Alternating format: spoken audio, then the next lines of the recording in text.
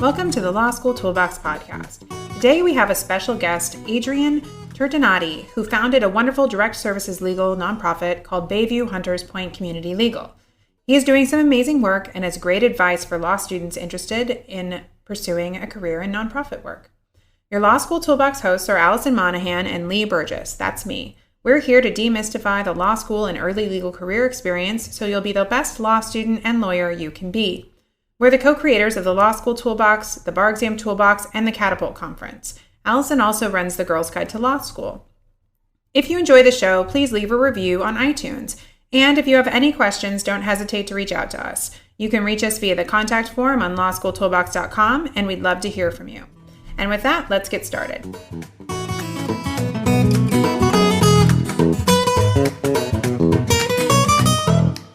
Welcome back. Today we're talking about doing good works with Adrian Tirtanadi from Bayview Hunters Point Community Legal.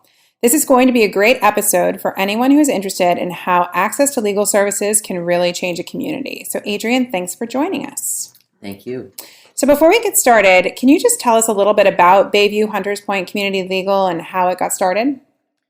So what it is the country's first system of universal access to civil representation, which means that we guarantee that everybody who lives in our service area can get legal representation on any area of law, no matter how much they make.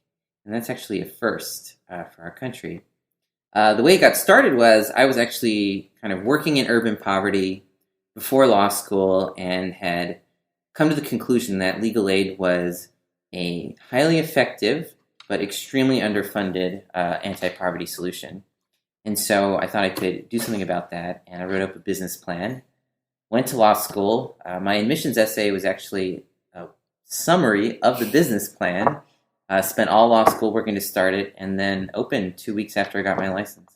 Which is pretty amazing. And for people who are not from the Bay Area, or even some people who are in the Bay Area, they might not actually know that Bayview Hunters Point is a community within San Francisco proper. Yeah, it's actually... Bayview Hunters Point encompasses some of the neighborhoods in the southeast part of the city, which collectively hold about 1/3 of all the people in poverty in San Francisco. But none of the service providers who do legal aid were located there. And so I remember when we met, you were telling us how this entire part of the city basically had no access to legal representation. It was very difficult for residents to get downtown Mm-hmm. and get what services were available. Mm-hmm. And I think that barrier, having to take a bus for an hour one way or train one way to get to a service provider is just a huge barrier for people. I think when a lot of people think of nonprofit legal services organizations, they think about access to like criminal defense and things like that. Mm-hmm. But you guys do a lot more than just criminal actions. Well, we don't do anything the public defender would do. Right. And we actually have a very good public defender in San Francisco, something we're very lucky for. But everything else, evictions, family law, consumer fraud, torts, anything else someone would have an issue with, we'll handle. And I think one time you were also sharing with me about the fact that how much money can come out of some of these civil actions that are never dealt with. Things like I think a lot of people wouldn't think about, like probate Mm-hmm. or landlord-tenant issues. Mm-hmm. And that a lot of times within these communities that there's a lot of money just left on the table because nobody can enforce what's rightfully theirs. Yeah, exactly. Just this morning we had a situation where this tenant, the landlord threatened to lock out his tenant. She protested, so, while he was changing the locks, she actually found him and called the cops, and they came and told him he can't do that, and he said, I don't care what the cops say. So he went and changed the locks again, and when she went there, he actually pulled a gun on her and told her, I want you out. Oh my gosh. To get out of here. And now she's so scared she won't even go back to get her stuff. And if she didn't have legal representation, she wouldn't be able to get any damages not even for the conversion of her personal property, let alone statutory damages, attorney's fees, and wrongful eviction that all arise from this one bad actor's conduct. Mm-hmm. Right? Yeah, and I think we often forget sometimes when we're sitting in those law school classes that like some things that we learn about, things like conversion, actually have real meaning to a lot of people in the real world, and that, to watch, I think it's really powerful to hear the stories of how a lot of the stuff that you learn about in property or in torts or in your family law classes really do get played out and have huge, huge impacts on someone's daily life. Now, a lot of people think, especially in situations like this, that private attorneys are available and they can take the case on a contingency fee. But in reality, it's not true when you're poor, because for the contingency model to make sense, there has to be a certain amount of damages that are provable. And when you're poor, your damages are much lower than when you're middle class or rich, right? So if you have a wrongful eviction, but you're poor, so your kind of rent is low, your damages are going to be lower than if you had a wrongful eviction and you were paying higher rent. And because the damages are lower, the business model of contingency fees doesn't make sense. And so, nobody helps these people. Right. Which is why we're really glad you exist. So you mentioned how you did your law school entrance essay on your business plan. How did your kind of idea that this is why you were going to law school have an impact on how you approached law school? I mean, you have to take all these classes that maybe didn't relate to exactly what you were hoping to study, but were you able to kind of craft your law school experience to prepare you for this? Yes and no. I tried to use every class I had to kind of help me prepare for the nonprofit. So I wrote our retainer as my legal ethics project. I like that. I wrote our bylaws and corporations class. I wrote in poverty law. I wrote a paper on San Francisco benefits law, which we still use for research purposes.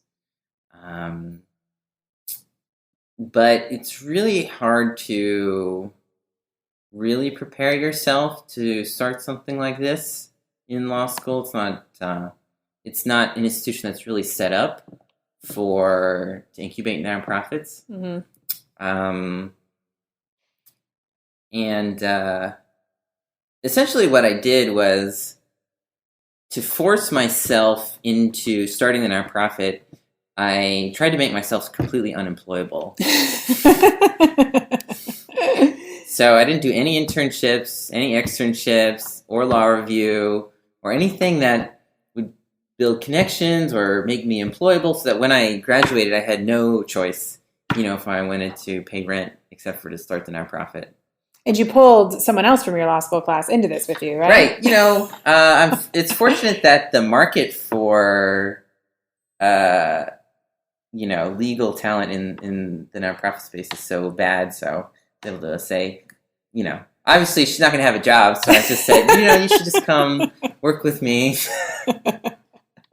And I'm sure now she's really glad she did. I hope she would say she's very glad.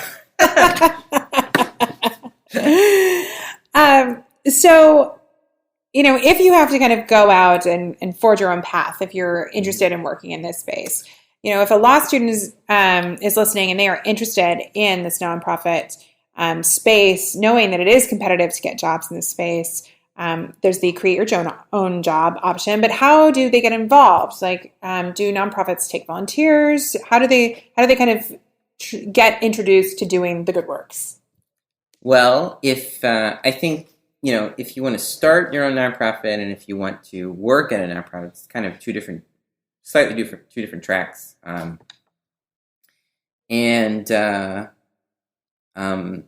For working at a nonprofit, it's pretty straightforward. You need to start interning at as many places as possible, and every internship you do, you should be the first one there, the last one to leave, do excellent work, get good recommendations, and build your professional network. There's kind of a numbers problem if you want to do direct services. Mm-hmm. So if you look at, total funding in the legal services industry, it's about, last time I looked, it was about $280 billion in the United States. And of that, less than 1% is going to get spent on public defense and legal aid combined. Wow. So if you have 100 people in your law school class, you would be lucky if 2 or 3 ended up doing direct services for the poor, because the funding is so skewed. But you probably have at least 10 that really want to do it. Right. And that makes the jobs very competitive, even if the pay and benefits are bad. Right. And so if you want to be competitive in that space, you have to make a decision very early on that that's what you want to do, and, pursue as many practical and professional experiences as possible in that path, and just build your network out, and, just get known for just being excellent. Mm-hmm. And just being really on top of it, apply early, prepare for interviews, meet people, network, do good work. I mean, yeah. I get so many bad cover letters. Oh, I hate it. You can all listen to our other podcast episodes on how to write a resume cover letter. From interns that would like to intern, and for our typical summer internships, we'll take 4 people, and we might have 50 people apply. Right? Yeah. So it's good to apply early and proofread and just try to and if it's what you want to do, just pursue that. Mm-hmm. It's a lot harder to sell yourself if you've tried working at a firm and then did a stint at the public defenders and then did a stint in direct service and then did a stint in a family law office. I'm sure that's great experiences for you, but it makes it. But when I read your resume, the story of why you went to law school doesn't come out as clear. Mm-hmm. And if I have a stack of 20 other people I'm looking at, it's going to be a big point of differentiation. I think that's interesting. And from a career perspective, I think Allison and I talk about this a lot about, your resume and your cover letter need to tell a story. Right. And so, if you're trying to differentiate yourself from the pack of 40 more qualified candidates, you do have to weave your own story. And, if you do have a very clear focus, even if maybe you've done something that's a little off track, it's your job as the applicant to give you that story so you can see your commitment, because you're not going to hire anybody who's not truly committed to your mission. Right. Yeah. But, the problem is you can't just ask someone, how committed are you really? I guess that's a good point. I've tried. Everyone says, oh, I'm 100% committed. Right. So you have to look at proxies mm-hmm. and interpret those proxies with some degree of error. Yeah. One of those proxies is, your work history. And then another one is your references. Yeah, that's really good advice. So for folks who've never, interacted with an office like yours, even mm-hmm. though yours is incredibly unique in that way, what is a day in the life of someone who works at Bayview Hunters Point Community Legal like? Well, they probably have one or more intakes. So mm-hmm. that's people seeking legal services. And in that 1-hour meeting, they'll kind of figure out what's basically going on with this person. Is it something that the law can redress? And if so, they'll sign a retainer. If not, they'll just give them some advice. They'll then come back if things change. Mm-hmm. And then besides that, they'll be doing casework. That's mostly research and writing and communicating with the opposing party. Or they'll be writing motions and different litigation documents. They might be in a hearing as well. There aren't that many trials. Except for in family law, which is a little different. But jury trials are pretty rare. Mm-hmm. But even if you don't go to trial a lot, you are preparing for trial more often than that, which is a lot of work. Yeah. So the workload can kind of spike mm-hmm. Depending on...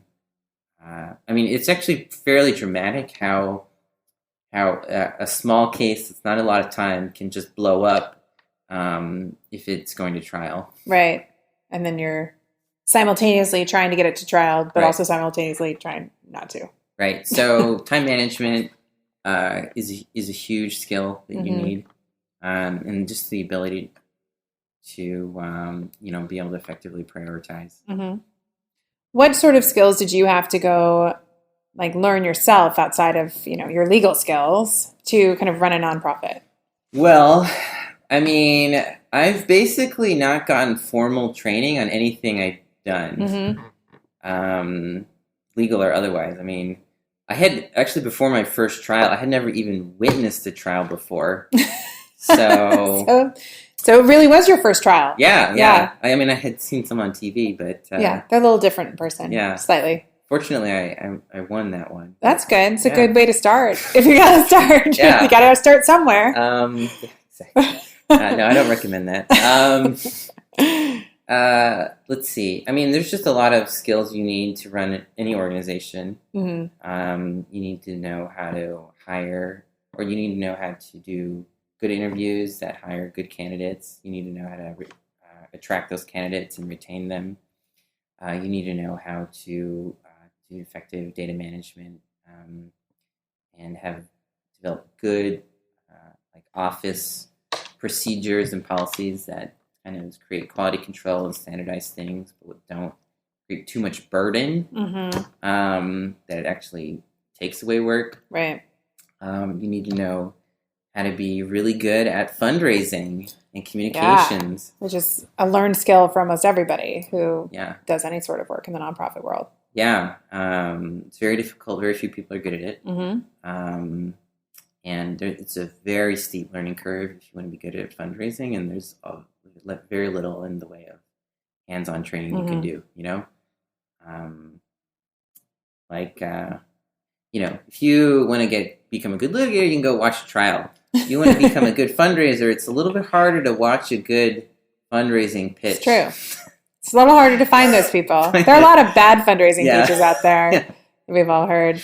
And, it's interesting when I have done any sort of fundraising on behalf of a nonprofit, nothing like you have taken on, but it really is interesting how you do have to kind of really get comfortable with something that is so critical. Like if there's no money, you can't offer these service. You can't have any impact. And even when you truly believe, it is a hard learning curve. And even people who are highly successful business people, when you ask them to fundraise on behalf of a nonprofit, oftentimes they clam up. Yeah. It can be really anxiety inducing. Well, I read, your average for-profit executive will spend I think if it said, don't quote me, but 5% of their time on, raising funds, getting new business. Whereas your nonprofit executive will spend about 50% of their time getting funds. So it's really something special to the nonprofit sphere. This idea that communication, salesmanship, and marketing are kind of like a core aspect of what you need to do. Yeah. To be successful, you can run a nonprofit that exists and that you're not trying to grow and be a great executive and not have to really worry about it. But if you want to start something or you want to grow something, it's really a core skill. Yeah. One of the things Allison and I do think that law school does a good job of, even though we're critical of a lot of parts of law school, is by teaching most law students to be good students. So one of the things you learn in law school, I think, is how to learn, right? Because you have to learn so much different stuff. Right. And when we left and started our business, we were kind of thankful that we had learned how to learn really well, because you do there's all sorts of crazy stuff that I do all the time that I never thought I would have to deal with. Well, I think law school, as a pedagogical method, is not great at teaching you the material, but it is great at teaching you to rely on yourself. And to teach yourself. Yeah. Since the professors don't want to really spoon feed it to you. You have to teach it to yourself. There's only one grade the entire semester, which is the final. Right. And it's set up in a way that if you're not studying along the way, you're going to fail. Yeah. Right. And so you need to teach yourself the material, set your own schedule, pace yourself. Have self-discipline. Yeah. So what it really does is it weeds out people without self-discipline from entering the profession. And, and so it always confuses me when I see law students, or even attorneys that, just like are really scared to do something, without like having everything checked by someone else, Interesting. So I would encourage you, if you're listening, don't be that person. That's right. Take initiative and be assertive, and because that's the way it is in the profession, and that's the way it has to be. There's just way too much law to have to rely on someone else to know it. That's true. And I think, we talk about in the academic space that it's so important to become comfortable with being uncomfortable. Right. You're only growing and challenging yourself if you're uncomfortable. If you're studying everything that you know, then you're very comfortable, and then you're not growing, and you're probably not actually excelling. Right. And I think even in practice, you're constantly doing something that you don't know. Even if you are practicing for-profit law, every case is going to be different. How many times, even as a young associate, I had a partner or a senior associate be like, I don't know the answer to this. Yeah, figure it out. Figure it out. Right. And I've been practicing this type of law for a decade or 2 decades. Exactly. I think that's just part of the legal profession. Yeah. And and then you have to be willing to do hard things like stand up in court when you never have before. Yeah, exactly. Yeah. Because the truth is, even on your worst day, you're going to be about 5 times as effective as the client on their own. It's very true. And I've always seen the law as, a special language that we're privileged enough to be a part of. And when you can truly see, whether it be through pro bono projects or doing the work like you do, how much it can change somebody's life just because you can speak the language and they can't, right, it's pretty phenomenal. I mean, the first time you stand up next to a client who is in desperate need of legal services, the first time I did it with a pro bono client, it just blew my mind. Yeah. Because she had no ability to move through that world, right, without me. And I think it's very humbling, right. And then I think it shows what a privilege we have by becoming lawyers. Right. Which is, I think, what makes us all want to give back in some way, although you give back more than many of us. Well, I'm not doing it for free. I get paid. Oh, that's true. You do get paid. Not a big firm salary, though, I don't think. Probably not. Probably not. Okay. So if you had to do law school again, which you probably don't want to do, would you have done anything differently now in hindsight? Well, it's hard to say. The complete lack of networking I did before starting the nonprofit kind of hurt me. Yeah. So I would have wanted to do more of that. But there's always the risk if I networked with people, they might have offered me a job. It's a huge problem. I really do like your path of unemployability. I think that is really a way to take a different career path. Yeah. Yeah. And don't you actually have the head of career services on your board? Right. Have you told her about that career path? Would she have approved that? Really? I don't know. I didn't even bother talking to career services while I was in law school. I was like, I don't even talk to them. I know exactly what I'm doing. Yeah. Well, I think they probably would have thought, we better give him like a plan B. Just in case this doesn't go well. Yeah, because if he ends up totally unemployed, that's not going to do well for our stats. Yeah, exactly.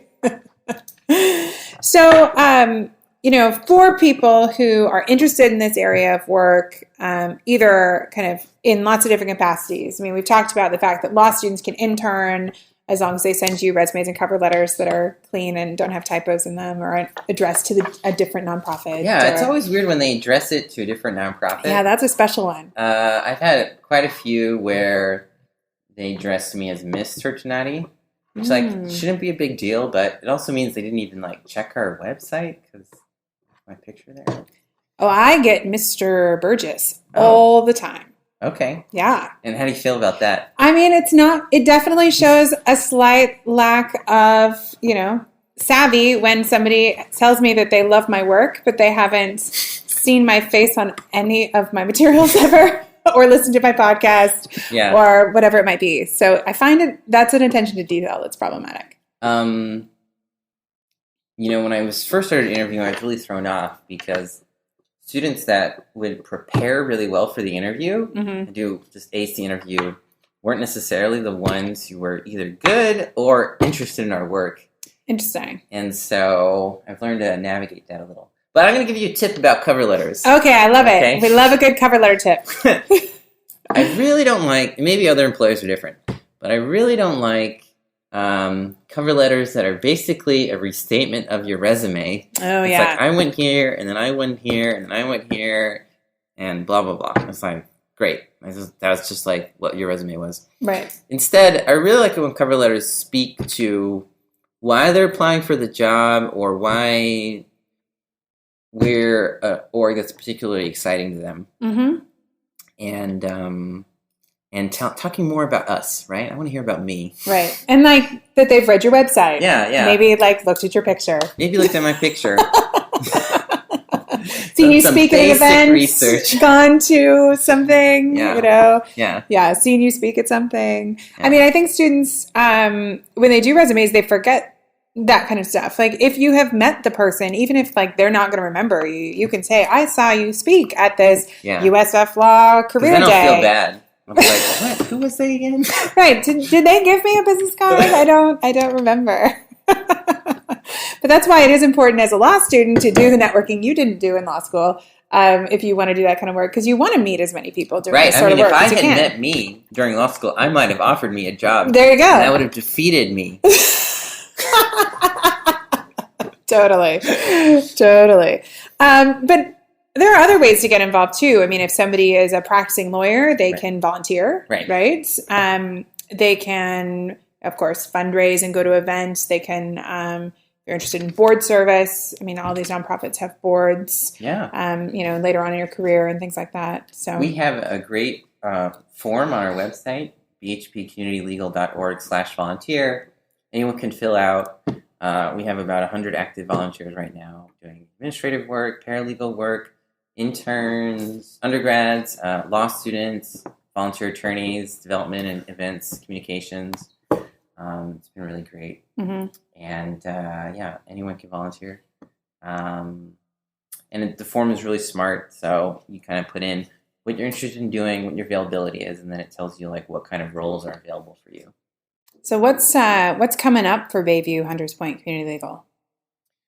Well, we're going to have a gala in November. Yeah, so if you live in the Bay Area, you can definitely get more information about the gala. But, the long-term vision is to kind of scale out this model we've made for universal access so that eventually everyone in San Francisco and then beyond can, enforce their civil rights. And really see that as a core anti-poverty strategy. We've been growing really fast. We've actually almost tripled our budget every year. Which is pretty incredible. And when did you start? 2013. 2013. That's pretty incredible. So now we're at a budget of about $930,000 and we have 13 employees. And you have now corporate sponsorships. And, it's not... Your fundraising has taken a whole new level than it used to. Well, I've gotten better at it. Okay, good. Well, see, it's a learned skill. It's a learned skill. Also, we have better ways that we measure our better ways to communicate our impact, and we have better measurement about how we've been successful. So, yeah. Well, one of the ways that I got to see your impact is the last time we were having lunch and we were walking around the neighborhood. I was so impressed at how you are such a huge piece of this neighborhood, as people were talking to you as we walked by, and it's really special. I think it shows that how powerful the law can be, and that you can really transform parts of our communities by starting with just one community that was in desperate need, and you guys have really done that. I think it's really special. Thanks. Yeah, of course. And thank you so much for taking time out of your incredible busy schedule to I'm not really hang out busy. with us. You're not really busy? No? I spend at least half the time just kind of staring out the window and philosophing with, that's with good. staff. Yeah. I think it's inspiring. Yeah, that's good. It's good. It's good. Looking out the window is a good pastime. Well, with that, I think we're out of time. If you enjoyed this episode of the Law School Toolbox podcast, please take a second to leave a review and rating on iTunes. We would really appreciate it. And be sure to subscribe so you don't miss anything. If you would like to learn more about Bayview, Hunters Point Community Legal, or Adrian, you can check out their website at bhpcommunitylegal.org, and we will also include this link in our podcast notes. If you have any questions or comments, please don't hesitate to reach out to myself at lee@lawschooltoolbox.com, or you can always contact us via our website contact form at lawschooltoolbox.com. Thanks for listening. Thanks, Adrian. Thank you. And we'll talk soon.